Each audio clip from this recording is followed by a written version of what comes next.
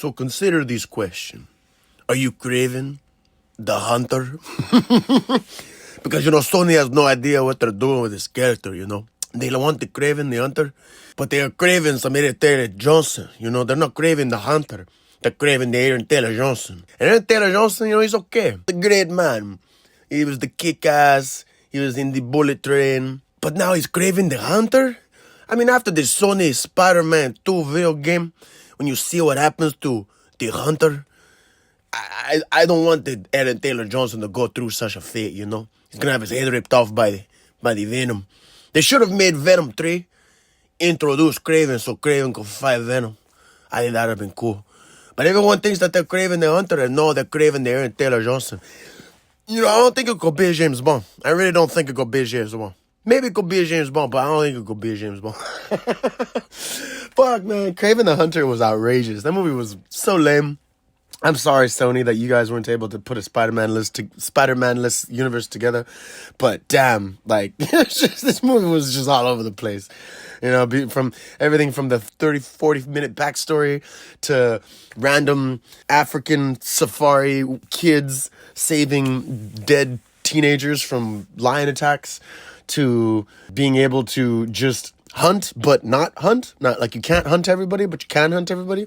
And that's all you do, right? You just hunt. I hunt them. It's what I do. But Aaron Taylor Johnson was cool and all as Kraven, but man, I don't know. Like all this trying to make the villains the good guy. Like it's just so weird, right? And there's no parts of this movie really that stood out to me of like, oh man, this was great. I mean, I forgot he does hallucinate with the foreigner guy who was dumb as shit, I think.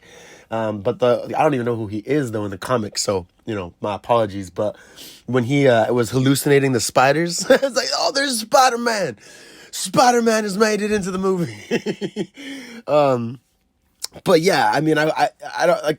Again, based off of what happens at the end of Spider-Man 2, the game, and when Kraven dies, it's like, bruh, that's Aaron Taylor Johnson right there, right? You guys are trying so hard to make us feel for this guy when he's actually this evil villain, I mean, but I guess what? He's just killing people that are poachers, right? He's killing people that hunt and kill animals. So maybe he is doing a bit of a service, but still, it just wasn't a good movie. Like me and the homie decided to just watch it right after a couple drinks. Figured, you know what? Let's just go check it out. Why not? Maybe it'll be great.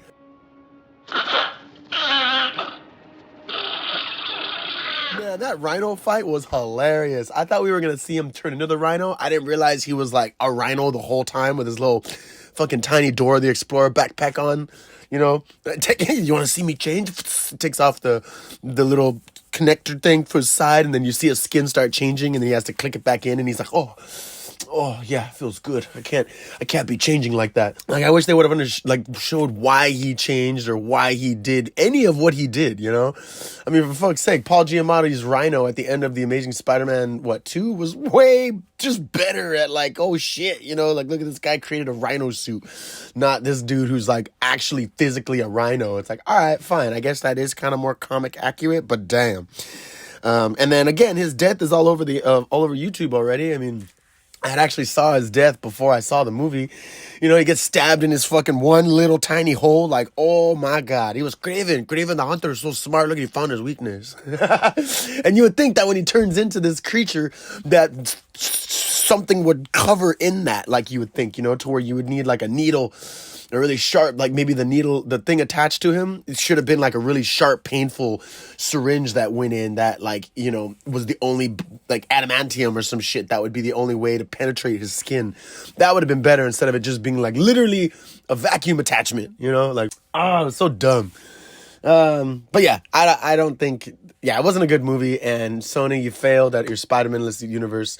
Maybe one day, if you were making more money, maybe one day all of your villains could do a Sinister Six film, and then all of a sudden everyone turns around and they're like, oh shit, Spider-Man's here.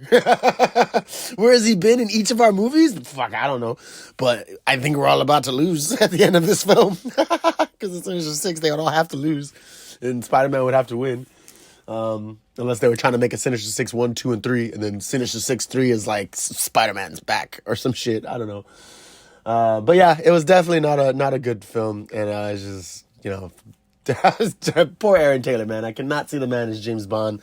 He could play other villains trying to be good guys or other just ordinary hitmen, you know, and I think I'll be fine with that. But anyway, this is Miguel, so the Craig. Thanks so much for tuning in, like, share, and subscribe. And Christmas is right around the corner, people.